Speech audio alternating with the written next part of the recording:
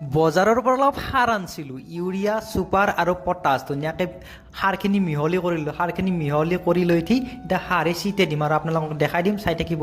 ধুনীয়াকৈ সাৰে চিটলোঁ, ইপাৰৰ পৰা সিপাৰক লগিন, সিপাৰৰ পৰা ইপাৰক লগিন। ধুনীয়াকৈ সাজ চাজ চিট হ'ল।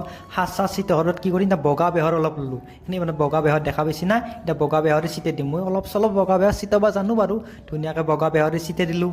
বগা বেহৰ চিট হ'ল, হোৱাৰ পিছত এখন খাবনি বা জবকা বুলি কয়, এখন ধুনীয়াকৈ টানি দিলোঁ। ক'তনো হাল বাব। তাৰপিছত ফাৰ্মাচীত গ'লোঁ আৰু ফাৰ্মাচীত আজি মৃণাল দা আহিছিল বহুদিনৰ মূৰত। দেখা পাইছে না, মৃণাল দা, বিকাশ দা, ৰাজু দা তাহোন হাই দিলাক। আৰু বিকাশ দাই মোক মৰমতে এটা 5 ষ্টাৰ চকলেট খাব দিলাক। দেখা পাইছে না 5 ষ্টাৰ। মই চকলেটটো খালোঁ আৰু চকলেটটো ইমান টেষ্টি আছিল। আৰু এতিয়া আমাৰ মাইনাক মই জকাইছিলোঁ, জকাতে তাই মোক দিলাক জিভাইলে। মৰমতে দিছি বাৰু।